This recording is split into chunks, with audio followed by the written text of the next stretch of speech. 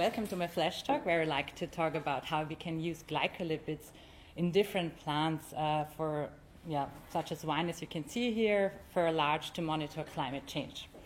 So, as you all know, we are all well aware of the fact that climate change is one of the major challenges today. So planet Earth is literally burning as we have droughts coming up. We have climate change consequences for plants such as increased flooding, we have droughts, and we have heat waves. And plants are particularly suffering, and beside these knock-on effects on global warming, there are rising carbon dioxide concentrations and temperatures directly affecting plant growth, reproduction, and resilience. And therefore, we need something to read out what is going on in the environment, and plants are one of these potential directly readouts. And what I'm doing here is looking at membranes. They are actually the first barrier of cells, and therefore important for the formation of life on the one hand, but also host-pathogen interaction. And in the project, we are looking into the connection to heat stress. So what you can see here is a plant cell, and they're so-called glycosyl inositol phosphoceramide, which are located on the plasma membrane. They are interacting with the environment, and therefore they are sensors for what is going on with climate change. These so-called GIPCs, so glycolipids, are a very important chemical class on these plants, and they have a fat portion, which is very hydrophobic, and they have a sugar portion, which is hydrophilic, and this sugar portion can actually make up 40% of all plants, and if you have increased sugar portion there, this is very important for the resilience of the plants to heat stress. This is when we want to monitor different molecules in the omics kingdoms, including genomics and glycolipidomics. We want to decipher the molecular code of life, going from genes to metabolites, and therefore we need suitable analytical tools to monitor that.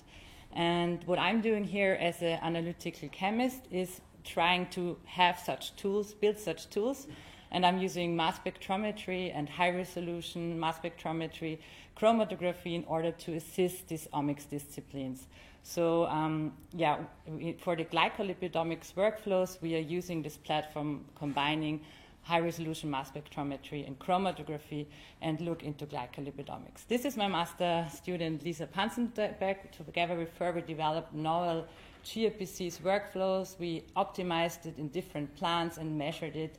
We did these glycolipidomics platforms, and in different plants, 104 glycolipids were automatically annotated for the first time. We did that in strawberries, raspberries, everything what we found in the grandfather's garden of Lisa at that time, just to check our method. And now that we know that the method is working, we could go on and look into a bit more interesting plants such as wine. We all know it's a very important cultural and economical asset here. And so this is a project with the Medical University, the University of Vienna, and the Weinbau Institute, Federal Institute of Enology in Klosterneuburg. And in this cooperation, here you can see my cooperation partners from Verena Ibel from the University of Vienna, she's molecular biologist, and a bioinformatician, Andrea Tanzer, my master student, and me, where we first time take our wine samples. And this is the director of the Federal Institute, Reinhard Eder, who shows us the Grüne Veltliner sample. We look here in Grüne Veltliner because it's a white wine and it's particularly affected by the rising climate, so we will probably get rid of them in the next 10 years if we are not looking what's going on and helping to address that problem. And here you can see us on the sampling side. This is a very interdisciplinary project within chemistry, biology, and enology. We are taking these samples on the one hand from the direct field, and on the other hand we are taking it from the glass house to have some controls and everything. And here we are at the Institute, Federal Institute, and starting to take the samples. What we do, we start from our model plants, which are Barley and Arabidopsis. So as you normally do, we develop our methods. We stress them, do drought and heat, stress for that, and take then Grüne Veltliner leaves, test the methods, and check what is going on in the sugar structures with the GIPCs. Here you can see the so-called stomata, and they can close and open according to the heat stress. Here they are open, and it's very important to have these physiological parameters, and this is done by our plant biologist Verena Ibel, so that we know how is now the leaf behaving inside in the field when we are taking the sample. How is you cannot just compare that one from the other. And this is what we want to do in the end, having a network coming from these glycolipids and genes we are finding there. We're using mass spectrometry, trying to connect it and find out the heat stress, not only with the GIPCs, the changing structure, but also identify new compounds. We also have a project together with the Memorial University from Newfoundland.